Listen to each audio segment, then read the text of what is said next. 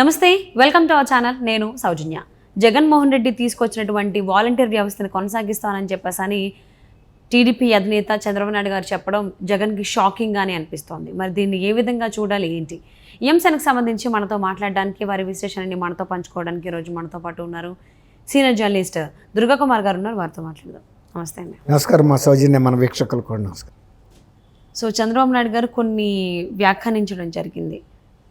నేనేమో ఐటీ ఉద్యోగాలు ఇచ్చాను, జగన్మోహన్ రెడ్డి వాలంటీర్ ఉద్యోగాలు ఇచ్చాడు అని చెప్పేసి. సో నేను వచ్చిన తర్వాత కానీ అని నేను పవన్ కళ్యాణ్ కలిసి వచ్చిన తర్వాత అధికారంలోకి వాలంటీర్ వ్యవస్థని కొనసాగిస్తామని చెప్పేసి మాట ఇచ్చారు ఆయన.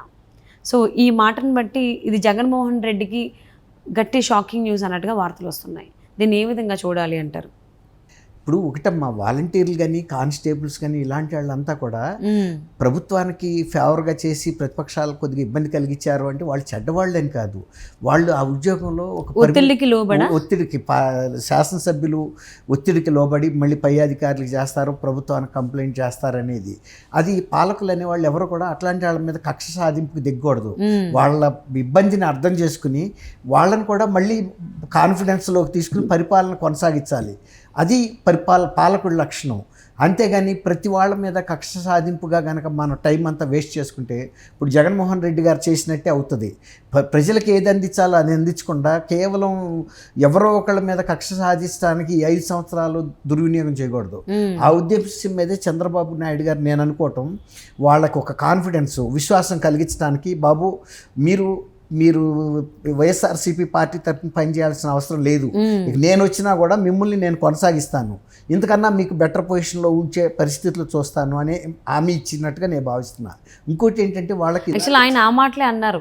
సో మేము వచ్చిన తర్వాత కూడా వాలంటీర్ వ్యవస్థని కంటిన్యూ చేస్తాము, అది ఉంటుంది, దాన్ని ఏం తొలగించము, మీరు వైకాపాకి పనిచేయొద్దు అనేటువంటిది ఆయన మాట ఇచ్చారు యాక్చువల్లీ.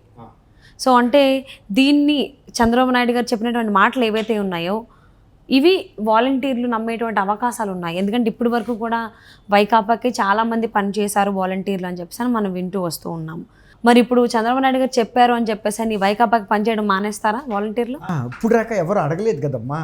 ఇప్పుడు వాళ్ళు వైఎస్ఆర్సీపీ కస్టడీలో ఉన్నారు, వాళ్ళ శాలరీ ఇస్తున్నారు, వాళ్ళ చెప్పు చేతల్లో ఉన్నారు కాబట్టి వాళ్ళ మాట వింటారు. ఇప్పుడు మనం అదే చెప్పుకున్నాం, అందుకు మనం వాళ్ళని తప్పు పట్టకూడదు. ఇప్పుడు ఆ విశ్వాసం కలిగించిన తర్వాత వాళ్ళకి రాష్ట్ర వ్యాప్తంగా ఉన్న పరిస్థితి, వాళ్ళ ఓటర్లో వస్తున్న మార్పులు, ఈ పరిపాలనలో జరిగినటువంటి తప్పులు వాళ్ళకి తెలుసు కదా. ఇప్పుడు ఈ ప్రభుత్వం మారినప్పుడు చంద్రబాబు నాయుడు గారు లాంటి వ్యక్తి, చిన్న వ్యక్తులు వీళ్ళు ప్రభుత్వంలో ఉన్న చిన్న విభాగం కాబట్టి వీళ్ళని ఎక్కడో ఒకసారి ఇంకొక రకంగా తర్వాత అగ్రికల్చర్ ఆర్ట్కి ఉపయోగించుకోవచ్చు వీళ్ళని. తర్వాత ఇతరత్ర స్వయం ఉపాధి పథకాలు అమలు చేయటంలోనూ, గ్రామాల అభివృద్ధిలో వీళ్ళ పాత్ర ఎక్కడోసారి కొంత చేసుకుంటే నేర్పిస్తే వీళ్ళకి ఒక్కొక్క విభాగంలో వీళ్ళు సెల్ఫ్ సఫిషియెంట్ చేయడానికి ప్రజలను ఉపయోగపడతారు. ఎందుకంటే కొంత వీళ్ళ దగ్గర సమాచారం ఉంది, కొంత అవగాహన కూడా ఈ 5 ఏళ్లలో ఏర్పడింది. ఇప్పుడు నెగిటివ్ రోల్ బదులు పాజిటివ్ రోల్లోకి తీసుకురావాలి వీళ్ళని. అది చంద్రబాబు నాయుడు గారు బహుశా నేను అనుకోవటం, వీళ్ళని పాజిటివ్గా ఉపయోగించుకుని పార్టీకి కాకుండా సమాజానికి, గ్రామాభివృద్ధికి వాళ్ళకు కూడా కొంత ఉపాధి కల్పించి ఇంకో 2000 పెంచినా కూడా తప్పేం లేదు, వాళ్ళు మంచిగా సర్వీసెస్ ఉపయోగించుకుంటే. కాబట్టి ఇప్పుడు వాళ్ళు కూడా ఆలోచించుకోవాలి.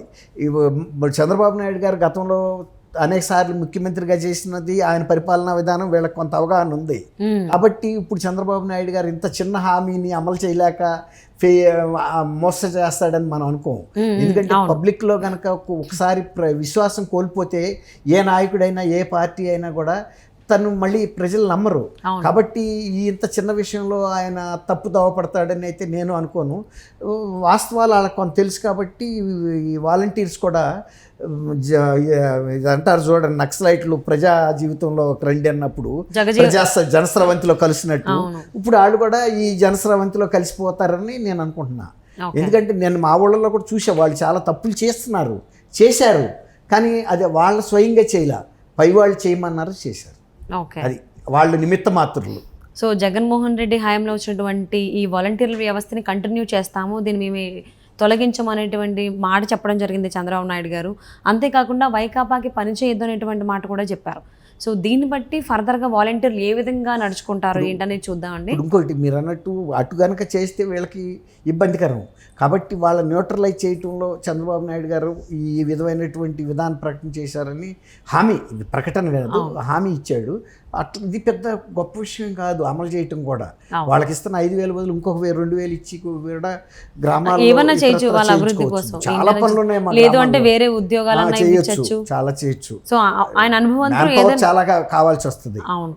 సో మరి చంద్రబాబు గారి అనుభవంతో పోల్చుకుంటే ఆయన చాలా చేయగలుగుతారు కాబట్టి సో మరి వాలంటీర్ వ్యవస్థను కూడా కంటిన్యూ చేస్తాను అనడం, వైకాపాకి పని చేయొద్దు అని చెప్పేసి ఆయన ఒక మాట కూడా అడిగారు.